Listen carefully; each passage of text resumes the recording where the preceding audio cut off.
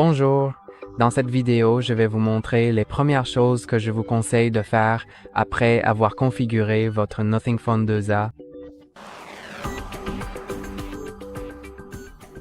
Donc, la première chose que je vous suggère de faire, c'est d'aller dans les paramètres et d'abord de vous assurer que vous êtes bien connecté à Internet. Pour vérifier que c'est bien le cas, allez dans les paramètres de réseau et Internet, puis sélectionnez l'option Internet et ensuite. Si aucun réseau n'indique actuellement connecté, sélectionnez simplement le réseau sans fil auquel vous souhaitez vous connecter, saisissez son mot de passe sécurisé, puis cliquez sur le bouton Connecter. Maintenant, il indique que c'est connecté, donc nous pouvons revenir en arrière et passer à l'étape suivante, qui est aussi vraiment importante. Il s'agit de mettre à jour votre système. Mettre à jour le système vous permet de bénéficier des derniers correctifs de sécurité, ce qui rend votre téléphone beaucoup plus sûr. Des fonctionnalités les plus récentes, et cela permet aussi de garder tout en bon fonctionnement. Alors, allons dans Système dans les paramètres, puis mise à jour du système et cliquez sur Vérifier les mises à jour. Vous pouvez voir que mon système est à jour, mais si ce n'est pas le cas pour vous, vous pourrez simplement le télécharger et l'installer. Et après cela, il redémarrera soit automatiquement pendant la nuit, soit vous pourrez le redémarrer manuellement en retournant dans les mises à jour du système après que la mise à jour ait été téléchargée. Donc, maintenant, continuons avec l'étape suivante, qui consiste à se connecter à notre compte Google. Donc, je vais aller sur Google. Vers modes de passe, clé d'accès et compte. Ensuite, cliquez sur Ajouter un compte.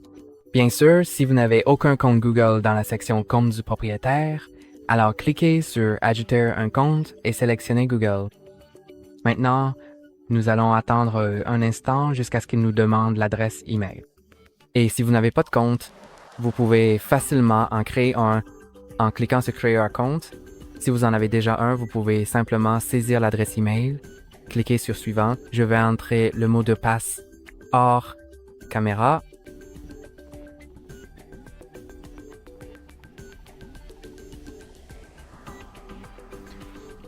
Ensuite, il suffit de cliquer sur Suivant et ça va se connecter. Maintenant, on va vous demander si c'est vous ou votre enfant qui utilisera l'appareil. Je vais sélectionner que c'est moi qui vais l'utiliser, puis je vais accepter les conditions d'utilisation de Google.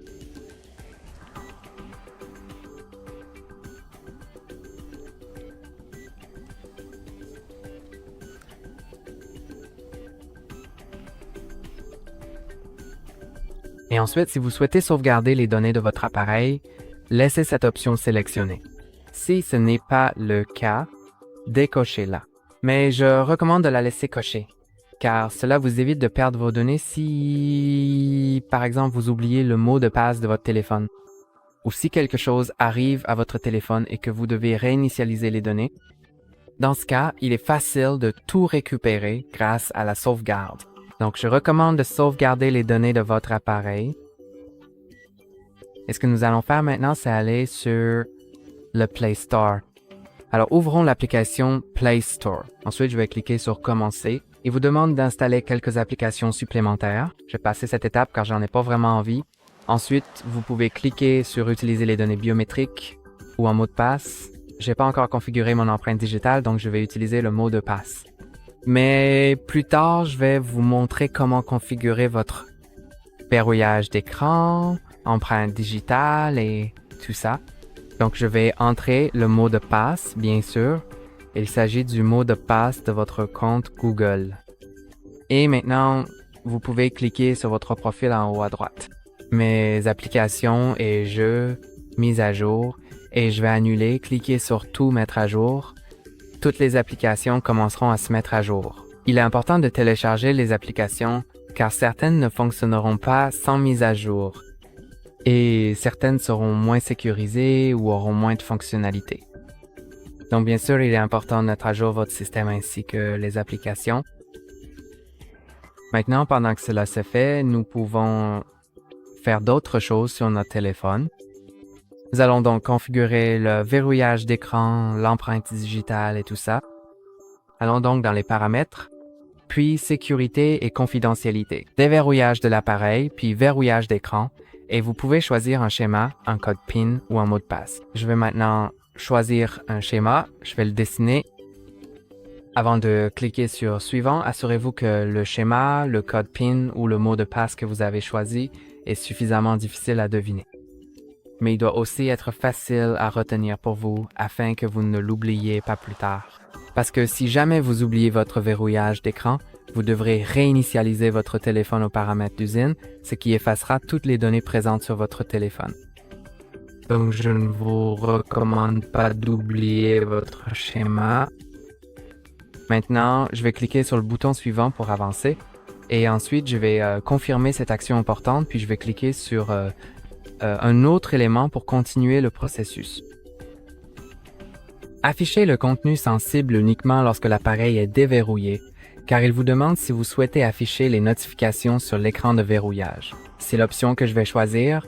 Maintenant, je vais aussi ajouter une empreinte digitale. Je vous recommande de le faire car c'est sécurisé. Ensuite, c'est vraiment pratique. Allons dans l'option empreinte digitale, puis saisissons notre verrouillage d'écran. Et maintenant, je vais simplement cliquer sur Configurer.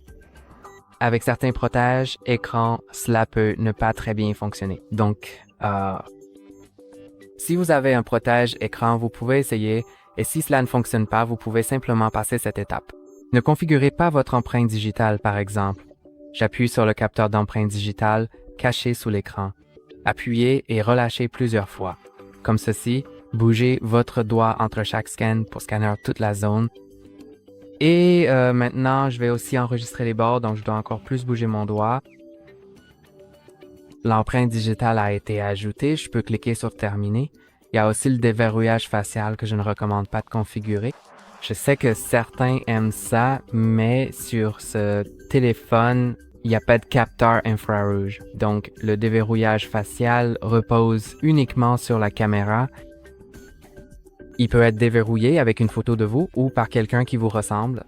Je vais vous montrer comment le configurer, mais si vous n'avez pas besoin de le configurer, je ne le recommanderais pas. Pour le configurer, entrez votre code de verrouillage d'écran, cliquez sur Configurer, placez votre visage dans le cadre de la caméra. Attendez un instant, ce sera fait. Cliquez sur Terminer, c'est configuré. Je vais vous montrer comment déverrouiller votre téléphone avec ces trois méthodes. Donc la première ne nécessite même pas de le faire. Pour que l'écran s'allume, appuyez sur le capteur d'empreinte digitale. Pour la deuxième méthode, soulevez votre téléphone et regardez la caméra. Ensuite, il se déverrouillera et vous pourrez faire glisser vers le haut. Et pour celle avec le verrouillage d'écran, il vous suffit de faire glisser vers le haut sur l'écran de verrouillage, puis d'entrer le code de verrouillage et ce sera fait. Maintenant, ce que nous pouvons faire ensuite, c'est changer notre fond d'écran. Donc, si vous voulez changer votre fond d'écran, je vais prendre une photo de cette plante. Comme ça, j'aurai quelque chose à mettre en fond d'écran. Maintenant, allons dans les paramètres. Bien sûr, si vous ne voulez pas changer votre fond d'écran, c'est pas un problème. Je vais sélectionner la personnalisation dans les paramètres, puis aller dans Plus de fond d'écran. Et je vais aller dans mes photos. Vous pouvez aussi définir un fond d'écran à partir d'ici. Donc, c'est à vous de voir. Et maintenant, je vais tout autoriser. Ensuite, je vais sélectionner la photo. Je peux la pincer, l'ajuster et tout ça. Ensuite, je peux cliquer ici pour l'enregistrer. Je peux choisir si je veux l'enregistrer sur l'écran d'accueil, sur les deux ou seulement sur l'écran de verrouillage. Moi, je veux la mettre sur les deux. Et en fait, je vais activer l'effet vert car je trouve que ça rend vraiment bien avec. Donc, je vais l'activer ainsi que l'atmosphère. Ce qui change en fait le fond d'écran de l'écran d'accueil pour l'animer un peu et le flouter. Et j'aime vraiment ça aussi et en fait ça a l'air tellement bien que je vais juste vérifier à quoi ça ressemble. Voilà à quoi ça ressemble sur l'écran d'accueil et voilà à quoi ça ressemble sur l'écran de verrouillage. Quand je déverrouille, il y a une sorte d'animation. À chaque fois, je trouve que l'animation est différente. Oui, ça change à chaque fois, donc c'est aussi vraiment génial pour cette raison. Maintenant, passons à l'étape suivante, qui consiste à installer quelques applications importantes supplémentaires. Je vais donc aller sur le Play Store Ensuite, il suffit de rechercher n'importe quelle application que l'on souhaite installer, comme Netflix, WhatsApp, Facebook, Instagram. Je vais installer Firefox, qui est un deuxième navigateur, puis je vais l'installer. Et maintenant, pendant qu'il s'installe tranquillement, allons dans les paramètres de l'application. Au fait, l'icône ressemble à ça pour l'instant, mais dans un instant, elle changera pour s'adapter au thème que nous avons. Donc c'est vraiment super, mais je vais aller dans les paramètres parce que je veux vous montrer comment changer votre navigateur par défaut au cas où vous en auriez besoin. Si vous n'avez pas besoin de changer votre navigateur par défaut, vous pouvez passer cette étape. Je vais vous montrer comment aller dans Applications, puis Applications par défaut. Ensuite, vous pourrez sélectionner l'application de navigateur. Une fois Firefox installé, il apparaîtra ici. Donc vous voyez, il est maintenant ici. Et maintenant, passons à la prochaine étape qui consiste à aller dans le... Je ne le vois pas pour l'instant. Donc si je ne le vois pas, je vais aller sur le Play Store et chercher Google Wallet. C'est vraiment important si vous voulez utiliser votre téléphone pour payer en magasin. Donc, si vous voulez payer avec votre téléphone en le posant sur le terminal, il vous suffit de télécharger Google Wallet. Alors, cherchons-le et cliquez sur « Installer ». Ensuite, dans un instant, il sera installé. Après cela, nous pourrons le trouver sur notre écran d'accueil ou dans le tiroir d'application. Oui, il est là maintenant. Il va se charger en un instant et maintenant, vous pouvez cliquer sur « Ajouter au portefeuille ». Cela vous permettra d'ajouter votre carte de paiement. Vous pouvez simplement scanner les informations, par exemple à partir d'une photo ou les saisir manuellement. Ensuite, vous confirmerez avec votre banque par SMS, appel téléphonique ou via une application bancaire pour l'ajouter. Et après cela, vous pourrez simplement payer facilement avec votre carte en magasin ou en ligne également. Et maintenant, passons à la dernière étape, qui consiste à faire glisser vers le bas depuis le coin supérieur gauche et à trouver « Terminer ». Configurez votre appareil. Cette notification va simplement tout finaliser, donc je vais cliquer sur « Démarrer ». Maintenant, si vous souhaitez insérer votre carte SIM, n'hésitez pas. Je vais passer cette étape car vous pouvez le faire plus tard, mais il est préférable de le faire dès le début. Ainsi, vous pouvez commencer à appeler et envoyer des messages dès le départ. Pour copier vos données, cliquez sur « Suivant » et suivez les instructions. Si vous ne le souhaitez pas, cliquez sur « Ne pas copier ». Cependant, si vous sautez cette étape, vous ne pourrez plus le faire nativement. Vous devrez télécharger une application distincte. Donc, si vous voulez copier, je vous suggère de le faire maintenant et de ne pas sauter. Il vous demande si vous souhaitez accéder à l'assistant en disant « Et Google à voix haute ». Je vais cliquer sur « Plus »,« Accepter » puis être plus d'accord. Vous pouvez cliquer sur « Non, merci » si vous ne le souhaitez pas.